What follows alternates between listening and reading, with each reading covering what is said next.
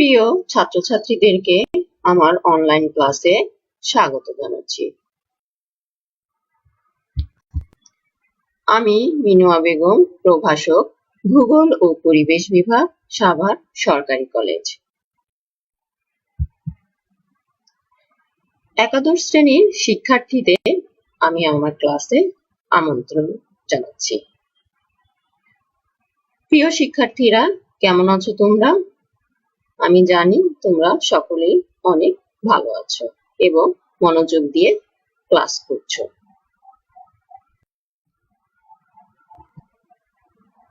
আজকে আমাদের পড়ার বিষয় ভূগোল প্রথম পত্র থেকে তৃতীয় অধ্যায়ের আগ্নেয়গিরি। আগ্নেয়গিরি শব্দটার সাথে আমরা সকলেই পরিচিত। এই আগ্নেয়গিরির আজকে বিস্তারিত বিষয় আমরা জানব। চলো বন্ধুরা, তাহলে আমরা আজকে আমাদের ক্লাস শুরু করি। প্রথমেই আমরা জানব আগ্নেয়গিরি কি।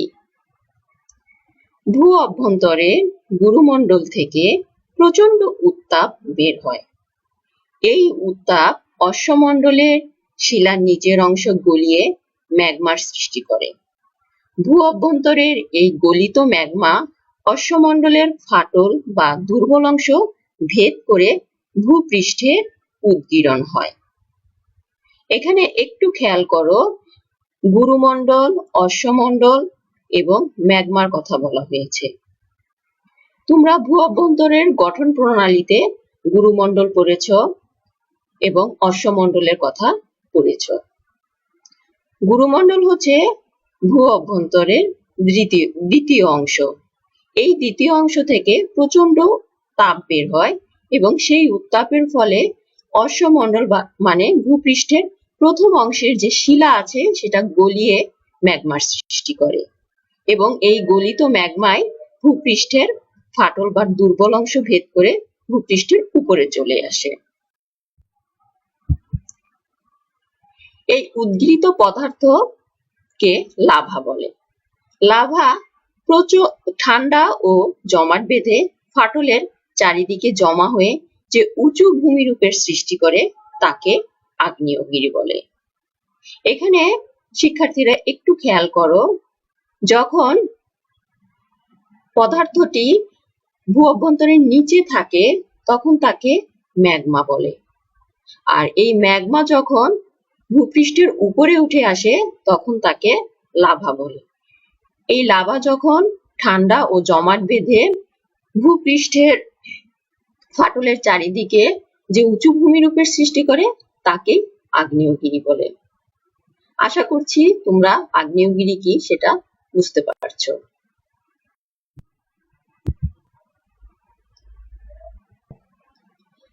আরেকটা শব্দের সাথে আমরা এখন একটু পরিচিত হব, সেটা হচ্ছে আগ্নেয়গিরির অগ্ন্যুৎপাত। অগ্ন্যুৎপাত কাকে বলে একটু দেখো। ভূ অভ্যন্তর থেকে গ্যাস, জলীয় বাষ্প, ধোঁয়া, ছাই প্রভৃতি ফাটল পথ দিয়ে তরল ম্যাগমা সহ যখন বিস্ফোরণ ঘটিয়ে বাইরে আসে তখন তাকে আগ্নেয়গিরির অগ্ন্যুৎপাত বলে।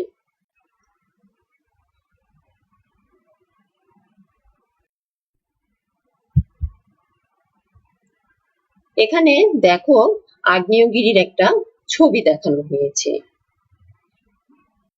ছবিতে আমরা এখানে ম্যাগমার অবস্থান দেখতে পাচ্ছি এবং আগ্নেয়গিরির জ্বালামুখগুলো দেখতে পাচ্ছি। নিচের যে দুইটা জ্বালামুখ আছে এই দুইটা জ্বালামুখ হচ্ছে অপ্রধান বা গৌণ জ্বালামুখ, এবং যে একেবারে প্রথম যে জ্বালামুখটি দিয়ে একেবারে আমরা ছবিতে দেখতে পাচ্ছি বিভিন্ন ধরনের গ্যাস, জলীয় বাষ্প, ম্যাগমা বের হচ্ছে, এটা হচ্ছে প্রধান জ্বালামুখ এবং এটা হচ্ছে আগ্নেয় কণ্ঠ বলা হচ্ছে। যে জ্বালামুখটা দিয়ে বিভিন্ন ধরনের গ্যাসীয় পদার্থ, ম্যাগমা, ধোঁয়া, ছাই বের হচ্ছে, এটাকে বলা হচ্ছে আগ্নেয় কণ্ঠ। এখানে আগ্নেয়গিরির ছবিটা সুন্দর করে দেয়া আছে। এখন আমরা জানবো আগ্নেয়গিরির অগ্ন্যুৎপাতের কারণ। কি কি কারণে আগ্নেয়গিরি থেকে অগ্ন্যুৎপাত হয়। 1 নাম্বার ভূত্বকের দুর্বল স্থান বা ফাটলের অবস্থান। 2 ভূপৃষ্ঠের চাপের হ্রাস।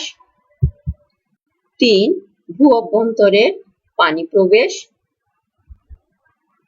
4 ভূগর্ভে চাপ বৃদ্ধি। এই পয়েন্টগুলো সম্পর্কে এখন আমরা একটু বিস্তারিত আলোচনা করব।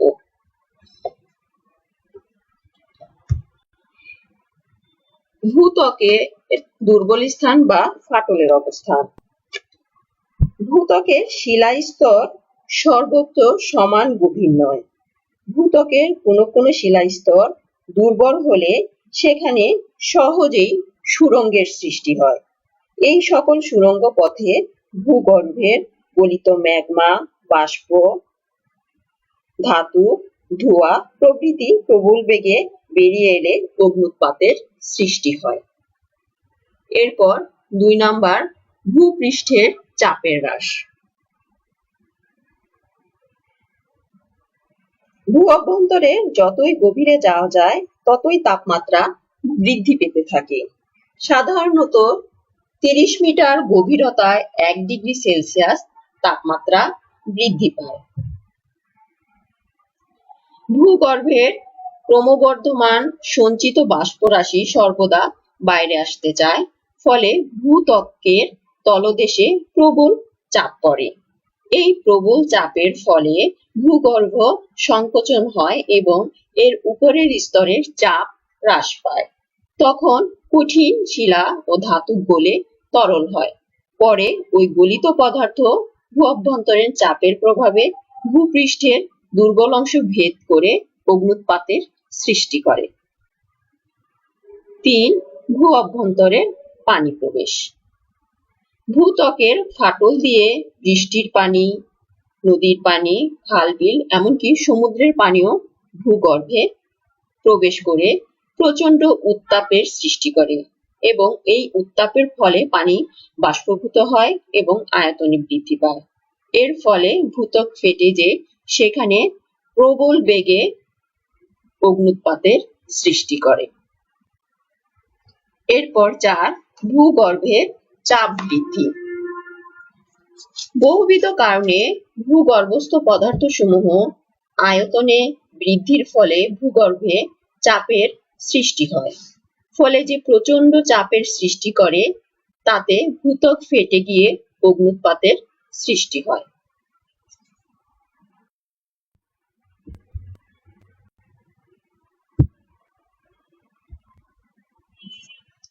এরপর 5 নাম্বার রাসায়নিক ক্রিয়া। আমরা জানি ভূগর্ভে নানা প্রকার খনিজ পদার্থ রয়েছে। এইসব খনিজ পদার্থের বিভিন্ন রাসায়নিক ক্রিয়া ও ক্রিয়ার ফলে গ্যাস ও তাপের সৃষ্টি হয়, যার ফলে ভূ অভ্যন্তরে পদার্থসমূহ উত্তপ্ত হয়ে চাপের সৃষ্টি করে এবং আগ্নেয়গিরির অগ্ন্যুৎপাতে ঘটায়। 6 ভূগর্ভে তেজস্ক্রিয় পদার্থের প্রভাব। ভূ অভ্যন্তরে অবস্থিত রেডিয়াম, থোরিয়াম, ইউরেনিয়াম প্রভৃতি তেজস্ক্রিয় পদার্থ প্রচুর তাপের সৃষ্টি করে এবং ভূ অভ্যন্তরে গলে আয়তনে বৃদ্ধি পায়, ফলে অগ্ন্যুৎপাতের সৃষ্টি হয়। 7 নাম্বার ভূপৃষ্ঠের তাপ বিকিরণ। ভূপৃষ্ঠ সর্বদা তাপ বিকিরণ করে শীতল ও সংকুচিত হচ্ছে। এতে ভূত্বকে চাপের সৃষ্টি হয় এবং চাপ হ্রাস পায়। তখন ভূত্বক ফেটে অগ্ন্যুৎপাতের সৃষ্টি হয়। এখানে তোমরা আগ্নেয়গিরির অগ্ন্যুৎপাতের কারণের মধ্যে ভূগর্ভ এবং ভূপৃষ্ঠ এই দুইটা জিনিসের কথা মাথায় রাখবে। এই দুইটা জিনিস এলোমেলো করে ফেলবা না। ভূগর্ভ এক জিনিস, এটা ভূ অভ্যন্তরকে বোঝানো হচ্ছে, আর ভূপৃষ্ঠ হচ্ছে একেবারে পৃথিবীর আমরা যেখানে বসবাস করি সেই জায়গার কথা বলা হচ্ছে। এরপর আগ্নেয়গিরির ফলাফল।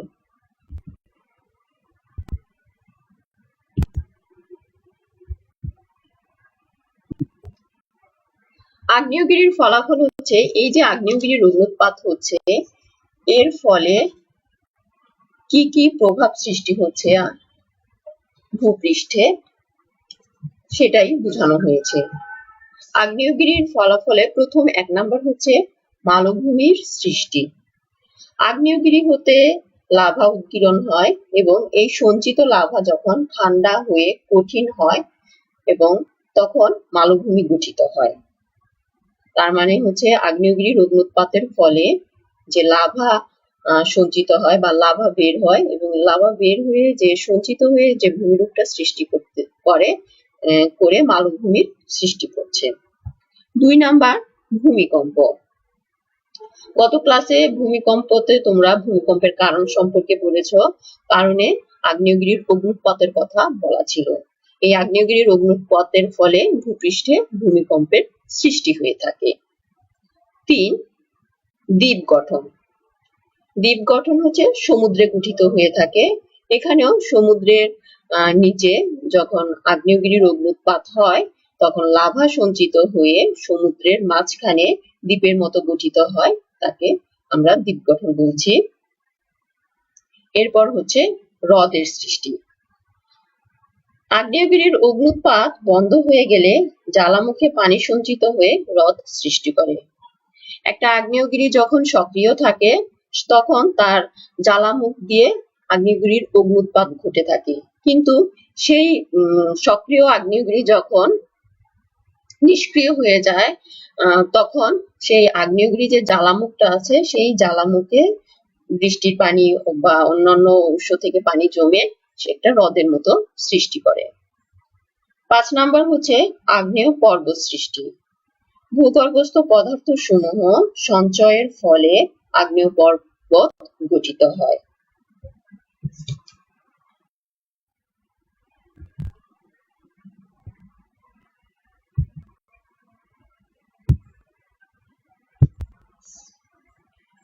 এরপর 6 নাম্বার বায়ু দূষণ।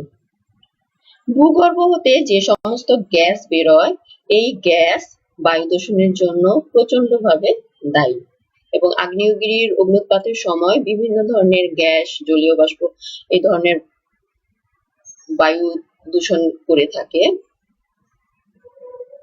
এরপর 7 নাম্বার হচ্ছে দাবানল।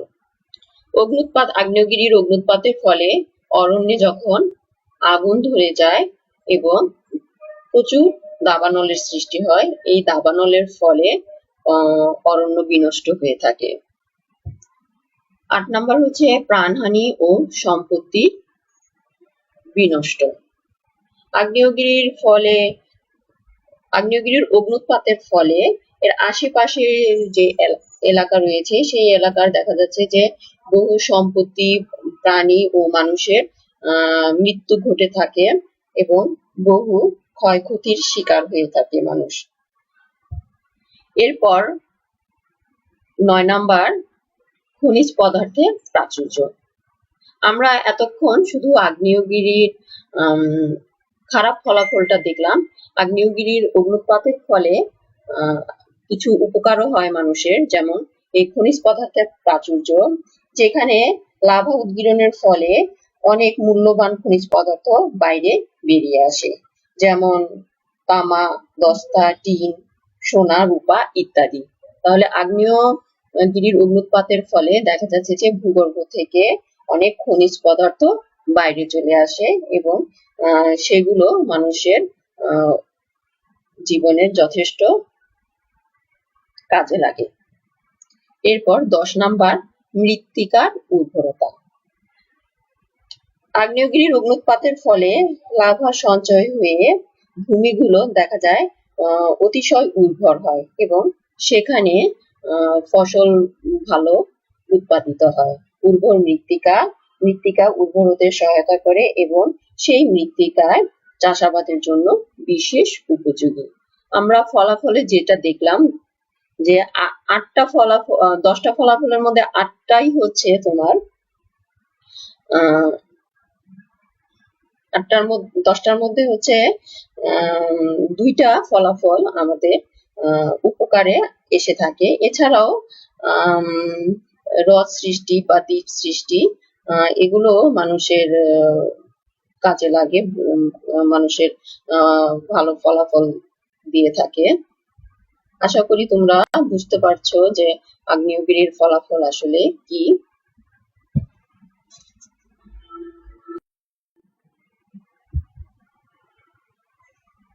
এখানে আগ্নেয়গিরির অবস্থান ও বন্টন দেখানো হয়েছে। পৃথিবীর মানচিত্রে দেখানো হয়েছে কোথায় কোথায় আগ্নেয়গিরির অবস্থান রয়েছে। আমরা একটা পৃথিবীর মানচিত্রে দেখতে পাচ্ছি এই কালো অংশগুলো দ্বারা আগ্নেয়গিরির অবস্থানগুলো দেখানো হয়েছে। এখানে একটু খেয়াল করলে তোমরা দেখবা একেবারে উত্তর আমেরিকা থেকে শুরু করে দক্ষিণ আমেরিকার এই অংশ পর্যন্ত আগ্নেয়গিরির অবস্থান রয়েছে এবং আটলান্টিক মহাসাগরের এই পাশেও আগ্নেয়গিরির অবস্থান রয়েছে, প্রশান্ত মহাসাগরের এই পাশে আগ্নেয়গিরির অবস্থান রয়েছে। এছাড়া আফ্রিকা মহাদেশে আমরা দেখতে পাচ্ছি এবং ইউরোপের বেশ কয়েকটি অঞ্চলেও আগ্নেয়গিরির অবস্থান রয়েছে। তো এই হলো আজকে আমাদের আগ্নেয়গিরি সম্পর্কে বিস্তারিত আলোচনা। আগ্নেয়গিরি কাকে বলে, এখানে আমরা আগ্নেয়গিরি কাকে বলে সেটা জানলাম, ম্যাগমা কি সেটা জেনেছি, লাভা কি সেটা এবং আগ্নেয়গিরির অগ্নুৎপাত কাকে বলে সেটাও জানতে পেরেছি। এছাড়া আগ্নেয়গিরির অগ্নুৎপাত কি কি কারণে হয়ে থাকে সেটা আমরা পড়েছি এবং আগ্নেয়গিরির ফলাফল এবং আর হচ্ছে আগ্নেয়গিরির পৃথিবীর কোন কোন জায়গায় আগ্নেয়গিরির অবস্থানগুলো রয়েছে সেখানে একটা ম্যাপে বেশ সুন্দর করে দেখানো হয়েছে। আশা করছি তোমরা আগ্নেয়গিরি সম্পর্কে একটা বিস্তারিত ধারণা পেয়েছো।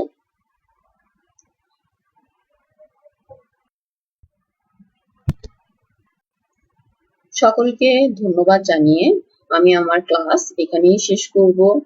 সকলে ভালো থাকবে, সুস্থ থাকবে। আল্লাহ হাফেজ।